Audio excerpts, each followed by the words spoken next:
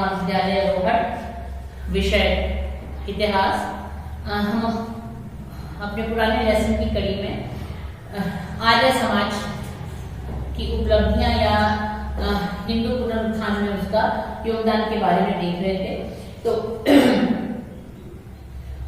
उसी क्रम में अगर हम आर्य समाज के बारे में आगे बात करें तो इसके साथ साथ स्वामी दयानंद सरस्वती के अपने विरोधियों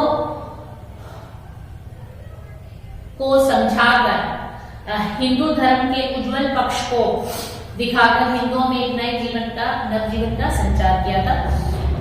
और इसके बाद अगर हम देखें तो एक बहुत बड़ी उपलब्धि आर्य समाज की थी कि उन्होंने भारतीयों को अपने प्राचीन गौरव था उसका जो है स्मरण कराया।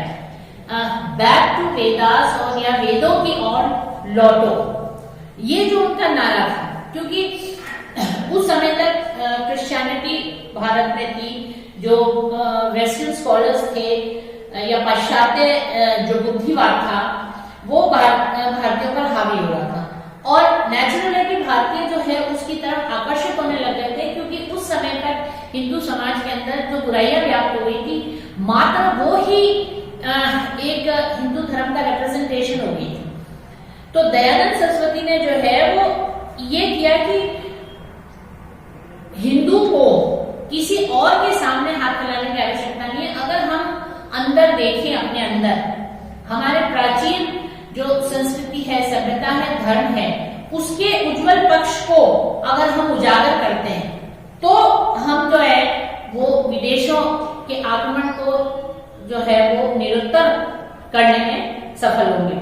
और सामाजिक चेतना को स्वीकार करना, और उन्होंने जो बेसिकली जो हिंदू धर्म था उसके ऊपर जो कुरीतियां, आवरण, आडंबर आ गया था उसको स्वामी जी ने हटाया और बुद्धिवाद को ही आधारभूत रूप में उन्होंने इस भावना को स्वीकार किया। उन्होंने लॉजिक से तर्क के आधार पर जो है उन्होंने शास्त्रार्थ किया।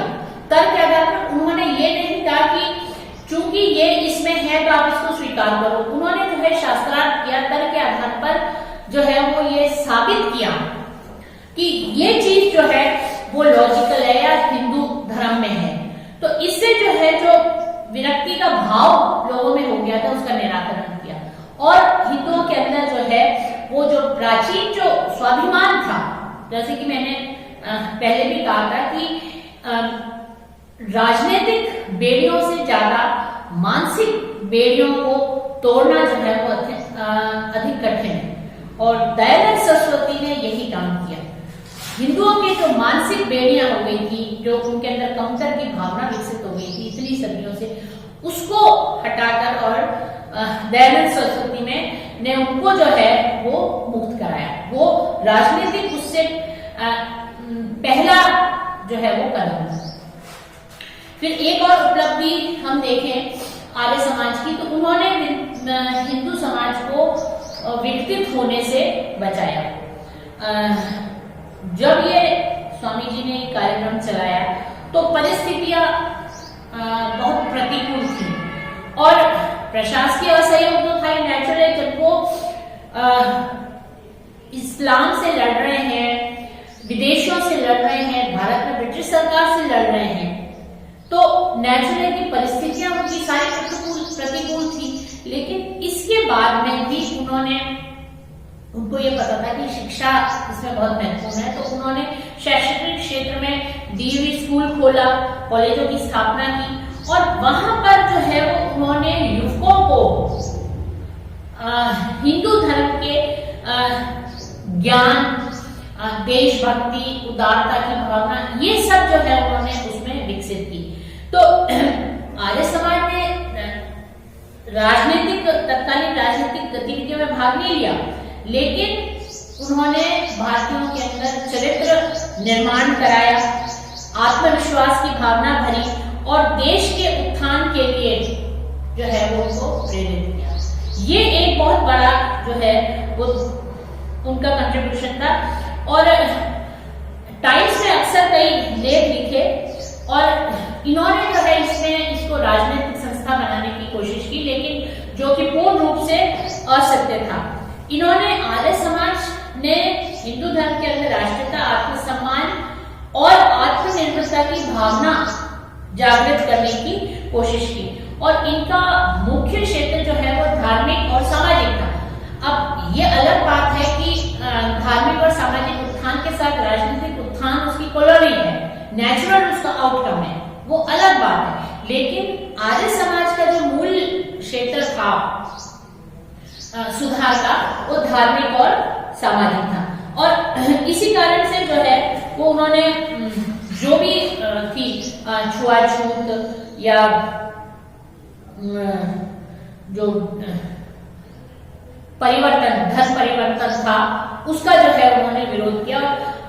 उन्होंने हिंदू शुद्धि का आंदोलन चलाया, जिसमें कि जिन लोगों ने छोड़ दिया था धर्म को, उसको वापस जो है वो इस धर्म में लिया। तो इस तरीके से आर्य समाज का योगदान जो है वो भारतीय समाज में अत्यधिक था। और एक और जो इसकी महत्वपूर्ण अगर हम योगदान देखते तो वो इन्होंने अपना प्रचार प्रसार हिंदी भाषा में किया। इससे ये हुआ कि लोगों ने जो है इनकी बातों को समझा और उसको स्वीकार किया। इन्होंने सरल तरीके से जो है सही दृष्टि दी, लोगों को धर्म देखने की सही दृष्टि दी और जो है वो हम ये कह सकते हैं कि हिंदुओं के लिए शायद दयानंद सरस्वती से निर्भीक नेता शायद ही कोई होगा। फिर एक और हम अगर आर्य समाज का कंट्रीब्यूशन मान लें तो आर्य समाज जो है वो 19th सेंचुरी के उत्तरार्ध में प्रचार और प्रभाव की दृष्टि से आर्य समाज सबसे बड़ा धार्मिक आंदोलन था और धीरे धीरे जो है वो इसकी सदस्यता में वृद्धि होती गई और 1883 में लगभग अगर हम देखें तो आर्य समाज के सदस्यों की संख्या जो है वो 20,000 के लगभग पहुंच गई। तो ये एक आर्य समाज जो है वो भारत के अंदर एक धार्मिक और सामाजिक नव जागरण था, जिसके कारण हमारी वर्तमान जो है वो राष्ट्रीय चेतना का जन्म हुआ। धन्यवाद।